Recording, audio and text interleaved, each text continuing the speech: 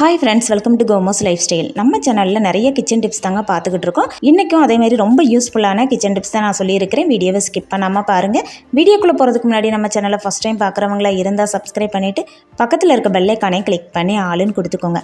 அப்போ தான் நான் போடக்கூடிய வீடியோக்கள் உங்களுக்கு நோட்டிஃபிகேஷனாக வரும். ஃபஸ்ட்டு டிப்பு இந்த மாதிரி பாக்ஸ் எடுத்துருக்கிறேன். இது சாக்லேட் வாங்கும்போது கிடைச்ச பாக்ஸ் தான். இந்த மாதிரி பெரிய பாக்ஸாக இருந்தால் ரொம்பவே நல்லாயிருக்கும். இப்போ இந்த கீழ் பகுதியில் நான் கெச்சி வச்சு மார்க் பண்ணிக்கிறேன். இந்த மாதிரி மாதிரி போட்டுட்டு நம்ம கட் பண்ணி எடுத்துக்கலாம்.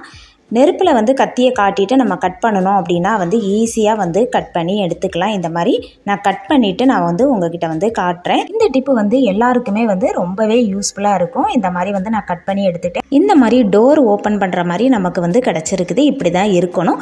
இப்போ இதை எதுக்கு நம்ம யூஸ் பண்ண போகிறோம் அப்படின்னா, நம்ம வீட்டில் காய்கறி மற்ற ஃப்ரூட்ஸ் இதெல்லாம் வாங்கிட்டு வரும்போது நமக்கு நிறையா இந்த மாதிரி கவர் கிடைக்குங்க. இந்த பாலித்தீன் கவர். இந்த கவரை நம்ம கிச்சனில் அங்கங்கே போட்டு வச்சுருப்போம். நமக்கு இடத்த தான் அடைச்சிக்கிட்டு இருக்கும். இதை நம்ம எப்படி ஸ்டோர் பண்ணுறது அப்படிங்கிறதும் தெரியாது. இது தூக்கி நம்ம தூர போட்டுடலாம். ஆனால் நமக்கு குப்பை இதுவோ போடுறதுக்கு ரொம்பவே யூஸ்ஃபுல்லாக இருக்கும். நம்ம கட் பண்ணி எடுத்து வச்சிருக்க இந்த பாக்ஸுக்குள்ளே இந்த கவர் எல்லாம் போட்டுக்கலாம். போட்டுட்டு பாக்ஸை க்ளோஸ் பண்ணிக்கலாம். நமக்கு எப்பமெல்லாம் குப்பை இதுவோ போடுறதுக்கு நமக்கு கவர் தேவைப்படுறோம், அப்போ இந்த மாதிரி நம்ம ஈஸியாக கவரை எடுத்துடலாங்க. ரொம்ப ஈஸியாக இருக்கும் நமக்கு எடுக்கிறதுக்கும். இந்த பாக்ஸில் பார்த்தீங்கன்னா இன்னும் நிறையா கவர் நம்மளால் ஸ்டோர் பண்ணி வைக்க முடியுங்க. நமக்கு இடத்த கிச்சனில் அடைக்காது. இந்த பாக்ஸை ஒரு ஓரமாக தூக்கி வச்சிட்டோம் அப்படின்னா நமக்கு தேவைப்படும் போது எடுக்கிறதுக்கு ரொம்பவே யூஸ்ஃபுல்லாக இருக்கும். இந்த டிப் பிடிச்சிருந்தனா மறக்காமல் நம்ம சேனலை சப்ஸ்கிரைப் பண்ணிக்கோங்க. இந்த மாதிரி ஸ்பூன் ஸ்டாண்ட் நிறைய பேர் வீட்டில் வாங்கி வச்சுருப்பீங்க. வாங்கிட்டு இதை யூஸ் பண்ணாமலையும் தூக்கி ஓரமாக வச்சுருக்கவங்களும் நிறைய பேர் இருப்பீங்கன்னு நினைக்கிறேன். அப்படி இதை யூஸ் பண்ணாமல் தூக்கி ஓரமாக வச்சுருக்கவங்களுக்கு இந்த டிப் ரொம்ப யூஸ்ஃபுல்லாக இருக்குங்க. இந்த ஸ்டாண்டு பார்த்தீங்கன்னா நம்ம ஸ்பூன் இதுவை போடும்போது பார்த்தீங்கன்னா அந்த ஓட்ட வழியே அவ்வளோ ஸ்பூனுமே வெளியில் வந்துருவோங்க. நிற்கவே நிற்காது. என்ன போட்டாலுமே இதில் கத்தி இதுவோ நம்ம போட்டு வச்சா கூட இதில் நிற்காது. கீழே நிற்க உருவிக்கிட்டு அவ்வளோங்கிறங்க இந்த மாதிரி வந்துடும். அதனால் நிறைய பேர் இந்த ஸ்டாண்டு வாங்கிட்டு யூஸ் பண்ணாமல் ஓரங்கட்டி வச்சிருப்பீங்க. இனிமேல் அப்படி ஓரங்கட்டி வைக்காண்டாங்க. இந்த டிப் உங்களுக்கு ரொம்ப யூஸ்ஃபுல்லாக இருக்கும். இப்போ இந்த ஸ்டாண்டில் நம்ம ஒரு கிளாஸ் இதுக்குள்ளே தூக்கி போட்டுக்கலாம். இந்த மாதிரி கிளாஸை தூக்கி போட்டுட்டு நீங்கள் ஸ்பூன் எல்லாம் உள்ளே தூக்கி போட்டீங்க அப்படின்னா ஸ்பூன் கீழே விழவே விழாதுங்க. கண்டிப்பாக ட்ரை பண்ணி பாருங்கள். நினைக்கலாம் அப்போ எதுக்கு ஸ்டாண்டு, நம்ம தான் தனியாகவே கிளாஸ்லேயே வச்சுக்கலாமே அப்படின்னு நினைக்கலாம். கிளாஸில் நீங்கள் தனியாக நிறைய ஸ்பூன் போட்டீங்க அப்படின்னா வெயிட் தாங்காமல் அது கீழே விழுந்துடும். இந்த மாதிரி இந்த ஸ்டாண்டில் நீங்கள் கிளாஸை வச்சுட்டு நீங்கள் ஸ்பூனை போடும்போது அது கீழே விழாது. இந்த மாதிரி ஸ்டாண்டை வாங்கிட்டு யூஸ் பண்ணாமல் ஓரங்கட்டி வச்சுருக்கீங்க அப்படின்னா இந்த மாதிரி கிளாஸ் போட்டு யூஸ் பண்ணிக்கோங்க. இந்த மாதிரி ஸ்டாண்டு வாங்கணும்னு நினைக்கிறவங்க கண்டிப்பாக இந்த ஸ்டாண்டு வாங்காண்டா. வாங்கிட்டு யூஸ் பண்ணாமல் இருக்கிறவங்க இந்த மாதிரி யூஸ் பண்ணி பாருங்கள். உங்களுக்கு ரொம்பவே யூஸ்ஃபுல்லாக இருக்கும். மீன் குழம்பு ஒவ்வொருத்தரும் ஒவ்வொரு மாதிரி மீன் குழம்பு வைப்போம். நான் சொல்கிறேன் இந்த மாதிரி மீன் குழம்பு வச்சு பாருங்கள். வைக்கிறதும் பார்த்தீங்கன்னா ரொம்ப ரொம்ப ஈஸிங்க. 10 நிமிஷத்தில் நம்ம மீன் குழம்பு வச்சு முடிச்சிடலாம். நான் வஞ்சர மீன் எடுத்திருக்கேன் 1 கிலோ. இந்த மாதிரி கட் பண்ணி வாங்கிட்டு வந்திருக்கிறேன்.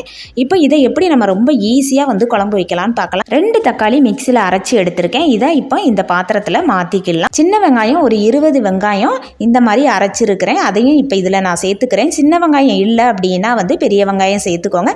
சின்ன வெங்காயம் சேர்க்கும்போது குழம்பு நல்லா டேஸ்ட்டாக இருக்கும்.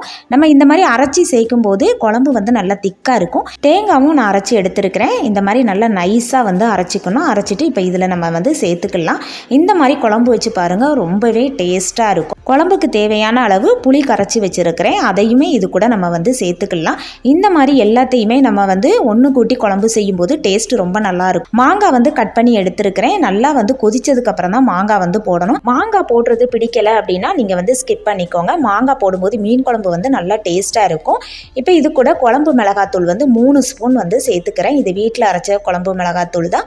உங்களுக்கு குழம்பு மிளகாத்தூள் இல்லை அப்படின்னா 2 ஸ்பூன் மல்லித்தூளும் 1 ஸ்பூன் மிளகாத்தூளும் சேர்த்துக்கோங்க.